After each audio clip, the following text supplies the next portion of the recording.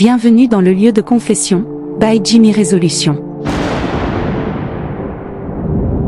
Ici, lorsque la pluie tombe et que le tonnerre gronde, les voix se libèrent.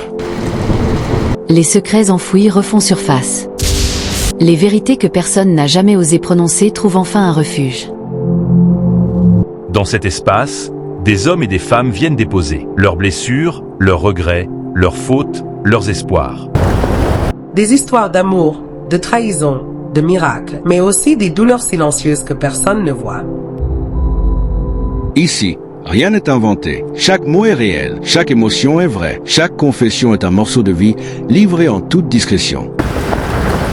Abonnez-vous maintenant, invitez vos amis à nous rejoindre. Et si vous avez une histoire à partager, envoyez-la au numéro affiché à l'écran. Préparez-vous. Chaque jour, une nouvelle vérité se dévoile. Confession numéro 1. Je suis en prison pour sauver ma femme. Je m'appelle Arnaud. Et aujourd'hui, j'écris cette confession depuis une cellule de prison. Quand les gens entendent mon nom, ils ne voient qu'une seule chose, un meurtrier. Un homme dangereux. Un homme qui a détruit une vie. Mais la vérité est bien différente. La vérité, c'est que je suis ici pour protéger la femme que j'aimais. Je ne sais pas si j'ai fait le bon choix. Et parfois, la nuit, je me demande si cet amour valait vraiment le prix que je paie aujourd'hui. Tout a commencé il y a 7 ans. À cette époque, ma vie semblait parfaite. J'étais marié avec Clarisse depuis presque 10 ans. Nous avions 3 enfants, 2 garçons et une petite fille. Nous n'étions pas riches, mais nous étions heureux. Du moins, c'est ce que je croyais. Les problèmes ont commencé quand un homme nommé Patrick est entré dans notre vie. Au début, je ne me méfiais pas de lui. C'était un homme du quartier. Il venait souvent discuter avec les voisins. Mais avec le temps, j'ai remarqué qu'il s'intéressait un peu trop à ma femme. Il trouvait toujours une excuse pour lui parler. Un jour, je l'ai vu lui donner son numéro.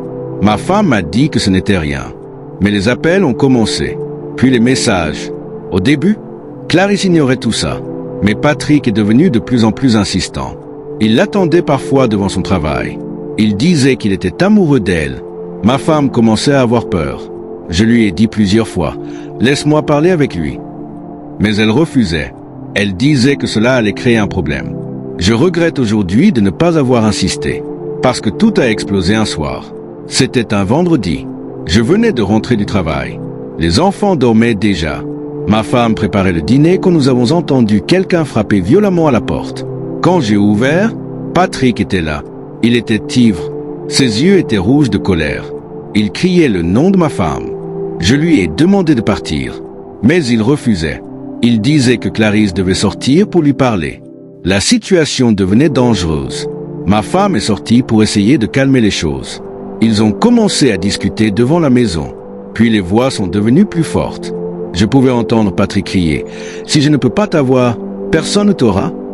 À ce moment-là, j'ai senti la peur envahir mon corps. Et soudain, j'ai entendu un cri. Un cri qui résonne encore dans ma tête aujourd'hui. Je suis sorti en courant. Patrick était au sol. Il saignait. Ma femme tenait un couteau dans la main. Elle tremblait tellement qu'elle pouvait à peine parler. Elle répétait sans cesse « Je ne voulais pas, je ne voulais pas ». Tout se passait très vite. Les voisins ont appelé la police. Je regardais cet homme au sol. Je savais déjà qu'il ne survivrait pas. Et je savais aussi ce qui allait arriver ensuite. Ma femme serait arrêtée. Elle irait en prison. Et nos enfants resteraient seuls. Dans ce moment-là, j'ai pris une décision. La décision qui a changé ma vie. Quand la police est arrivée, j'ai levé les mains et j'ai dit « C'est moi qui l'ai fait ». Ma femme m'a regardé avec des yeux remplis de peur et de surprise. Mais elle n'a rien dit. Elle a laissé faire. Quelques mois plus tard, le tribunal m'a condamné à 15 ans de prison. Je me disais que ce sacrifice en valait la peine. Parce que ma femme serait libre. Parce que mes enfants auraient encore leur mère.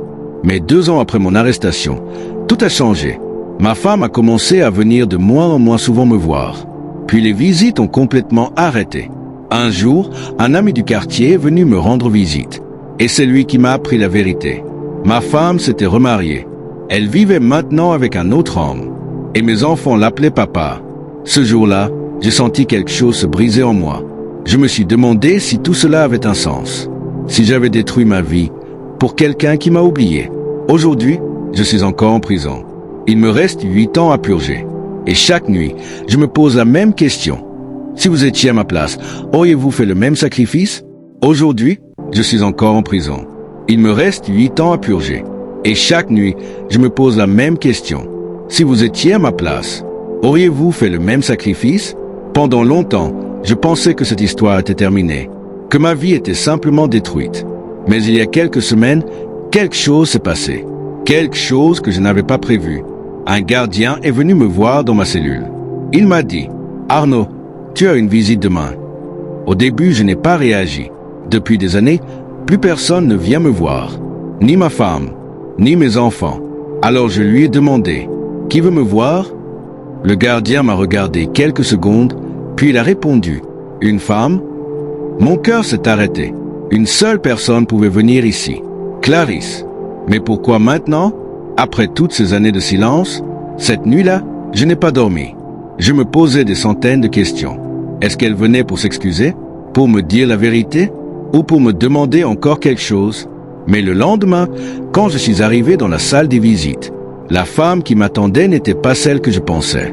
Et ce qu'elle m'a dit ce jour-là a complètement changé l'histoire de cette nuit. Peut-être que Patrick n'est pas mort comme je le croyais. Peut-être que quelqu'un ment depuis le début. Et si la vérité sort, ma vie pourrait changer pour toujours. Mais ça, vous le découvrirez dans la confession numéro 2. Si vous voulez connaître la suite de cette histoire, abonnez-vous maintenant au lieu de Confession by Jimmy Résolution. Parce que dans la prochaine confession, vous allez découvrir qui était cette femme et pourquoi elle est venue me voir en prison.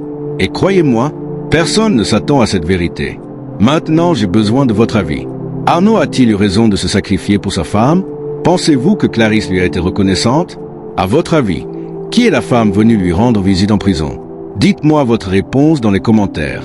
Je lis tous vos avis. Tita, ogano, mbindate, atinene. Ziye wumma,